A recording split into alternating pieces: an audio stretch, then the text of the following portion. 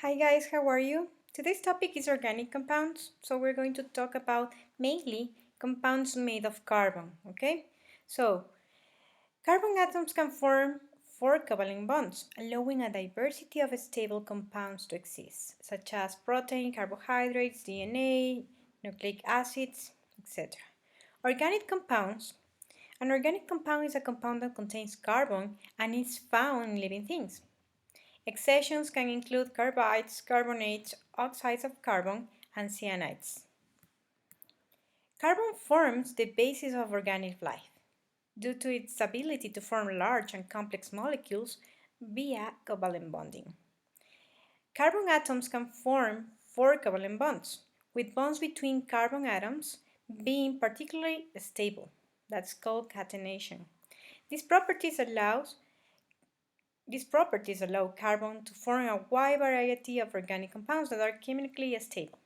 So we have the structure of a carbon atom. As you can see, carbon atom has 6 electrons, 1, 2, 3, 4, 5, and 6, and these are distributed into orbitals, okay? But the 4 electrons that are in the shell, in the orbital, the external orbital, are the ones that are going to be shared with other elements. So this carbon atom can share 4 electrons with other atoms to form 4 covalent bonds. And that's why this molecule is so important, because it's one of the molecules that can share can form bonds with other atoms like hydrogen, oxygen, sulfur, nitrogen. So that's why it's very important. This is the electronical configuration of a carbon atom of 6 electrons. I think that you learned this in chemistry last year. So we have 1s2, 2s2, 2p1, 2p1, 2p0, okay, depending on the number of electrons that we're going to find in a carbon atom. So life is based on carbon compounds, including carbohydrates, lipids, proteins, and nucleic acids. Those are the main compounds made of carbon that are very important and are present in living beings. Main classes of carbon compounds, we have the 4 principal groups of organic compounds that contribute to much of the structure and function of a cell. We have carbohydrates, lipids, nucleic acids, and proteins. Carbohydrates, those are the most abundant organic compounds found in nature, composed primarily of carbon, hydrogen, and oxygen atoms in a common ratio, okay? Common ratio means that they are going to have this composition.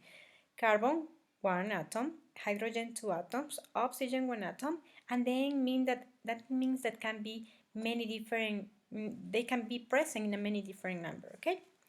Principally function as a source of energy and as a short-term energy storage option. Also important as a recognition molecule, such as glycoproteins, and a structural component part of DNA and RNA. Then we have lipids. Lipids are non-polar, hydrophobic molecules, that means that they repel water, which may come in a variety of forms, simple, complex, or derived. Lipids serve as a major component of cell membranes. As you already know, phospholipids and cholesterol, they are present in the cell membrane. They may be utilized as a long-term energy storage molecule, like fats and oils. Also may function as a signaling molecule. Examples, steroids. Nucleic acids, genetic material of cells, and determines the inherited features of an organism. DNA functions as a master code for protein assembly, while RNA plays an active role in the manufacturing of proteins. Then we have the fourth group that is called proteins. Make over 50% of the dry weight of cells, are compounds of CHON, in other cases CHONs, so carbon, hydrogen, oxygen, nitrogen. Some may include sulfur.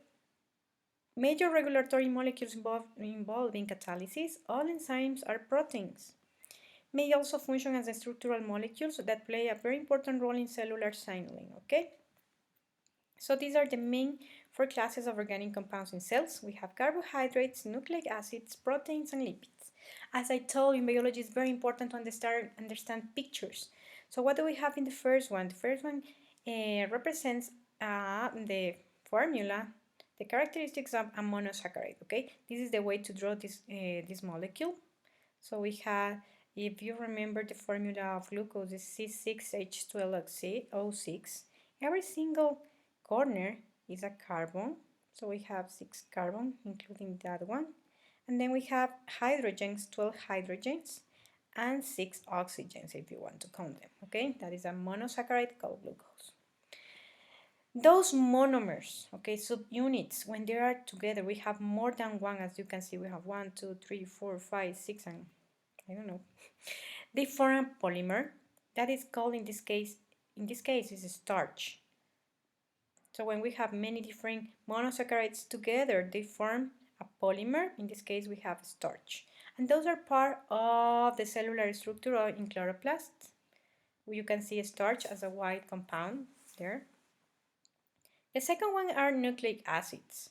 Nucleic acids are formed by nucleotides, as you can see, a phosphate head, a sugar, in this case a ribose, a pentose, because it has 5 carbons, 1, 2, 3, 4, 5, and a base, okay? It could be guanine, thymine, adenine, or cytosine.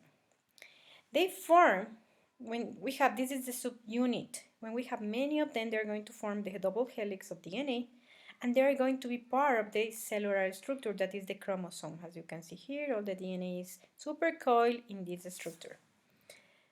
Third, proteins. So the structure of proteins are like that. If you see an N that is nitrogen, that means that it's going to be a protein, and they are called amino acids. So this is the structure of an amino acid. It has carbon skeleton, as you can see. Hydrogens always is going to contain a nitrogen. Then this one is a long chain of carbons and oxygens, okay? And this is a subunit. When we have many different subunits group, they form a polypeptide. As you can see, valine, arginine, proline, valine, argine. They are amino acids, and they're going to form intermediate filaments. So this is a kind of protein that can form filaments, as you can see. Number 4, lipids. This is an example of a lipid, a fatty acid. So these ones are carbon, carbon, carbon, carbons. These ones, the white ones, are hydrogens, and the red ones are oxygens. This is the main information of fatty acid. Remember that we have a phosphate head at the beginning. They are part of the cell membrane, and they form triglycerides, as you can see here, and they are part of the fat cells.